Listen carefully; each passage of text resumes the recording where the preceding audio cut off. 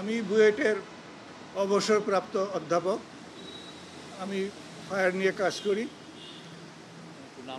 আমার নাম মাকসুদ হেলালি। আমরা প্রথম দিন থেকেই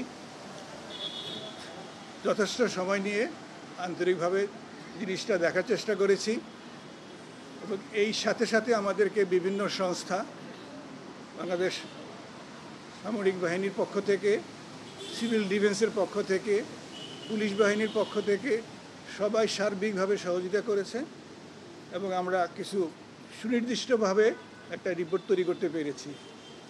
এবং যদিও সুনির্দিষ্ট বলছি, তারপরেও এটাকে আরও বেশি সমৃদ্ধ করার জন্য আমরা আরও বেশ কিছু টেস্ট দেশে বিদেশে করব। সেভাবে আমরা স্যাম্পল পাঠিয়েছি এবং দিয়েছি। সেই রিপোর্টগুলো পেলে আমাদের রিপোর্টটা আরও বেশি নিশ্চায়ক হবে। প্রাথমিকভাবে আমরা দেখেছি যেগুলো ভিডিওর মাধ্যমে পেয়ে যেটা দেখেছি, যেটা আমরা আগে ভিডিও পাওয়ার আগে রিপোর্ট তৈরি করেছি, দুটা পুরোপুরিভাবে মিলে গেছে। আগুনের সূত্রপাতটা সময়টা 1:32 থেকে 1:39 মিনিট। আগুনের সূত্রপাতটা একটা নির্দিষ্ট সময়ে নয়, 7 মিনিট ধরে আস্তে আস্তে স্পার্কের মাধ্যমে যে এই জায়গাটা আগুন লাগে সেই জায়গাটা আস্তে আস্তে হটেড হয়েছে, গরম হয়েছে। প্রথম দিকে সেখান থেকে মেল্টেড ম্যাটেরিয়াল ঘষে ঘষে পড়েছে। তারপরে এটা একসময়ে ইগনিশন টেম্পারেচারে গিয়েছে, তারপরে আগুন ধরেছে। আগুন ধরার সাথে সাথে ধোঁয়া হয়েছে এবং সেখানে আগুনের ফ্লেম তৈরি হয়েছে। ফ্লেমটা ভার্টিক্যালি উপর দিকে উঠে গেছে আর ধোঁয়াটা সচিবালয়ের বিল্ডিংয়ের একটা টানেলের এফেক্টের কারণে পশ্চিম দিক দিয়ে পূব দিকে বেরিয়ে গেছে, যেটা আপাত দৃষ্টিতে মনে হয়েছে জিনিসটা দুই জায়গায়। আপাত দৃষ্টিতে দুই দিকে মনে হয়েছে, বাস্তবে সোর্স একটাই, কিন্তু বাতাসের গতি, বিল্ডিংয়ের ডিজাইনের ভিন্নতার কারণে দুই দিকে প্রবাহিত হয়েছে।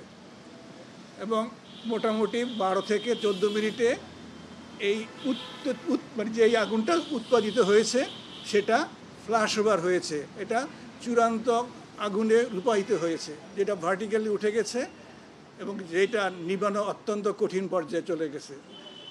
এই যে একটা টানেল এফেক্ট এবং এই যে ফ্ল্যাশ ওভার হয়ে যাওয়া, যেই কারণে আগুনটা নিভাতে খুব কষ্টসাধ্য ছিল, সময় সাপেক্ষ ছিল। 6 তলার আগুনটা যখন ছড়িয়ে গেছে, 6 তলা না নিভিয়ে 7 তলায় যাওয়ার সুযোগ ছিল না, যার জন্য ফায়ার ব্রিগেডকে 6 তলা শেষ করেই 7 তলায় উঠতে হয়েছে। নিরুপায় হয়ে জীবনের নিরাপত্তা বিঘ্নিত হওয়ার ভয়ে তাদেরকে জীবনের রিস্ক নিয়েই এই কাজটা করতে হয়েছে, যার ফলে বাড়তি কিছু সময় লেগেছে। আমি মনে হয় আপাতত এই জায়গায় থামি, যেহেতু আরও অনেক আছে।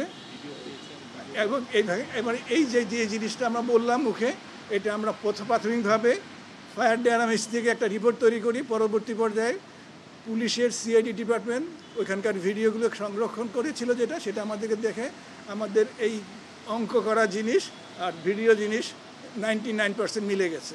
সো আমরা মোটামুটিভাবে নিশ্চিত হয়েছি যে আগুনটা এইভাবেই সৃষ্টি হয়েছে, এইভাবেই প্রপাগেট হয়েছে। আরেকটা জিনিস বলতে ভুলে গেছি, সেটা হচ্ছে আগুনটা প্রাথমিকভাবে সচিবালয়ের উত্তর দিক থেকে দেখা গেছে, দক্ষিণ দিকে দেখা যায় না, যেটা বাড়ি থেকে সচিবালয়ে আমরা দেখি। সচিবালয়ে যখন দেখা গিয়েছে সেটা কিন্তু আগুন উৎপত্তির প্রায় 1.5 থেকে 2 ঘন্টা পরে। ততক্ষণে আগুনটা লোকালাইজ 2টা পয়েন্টে মনে হয়েছে, একটা 6 তলায়, একটা 8 তলার কোনায়।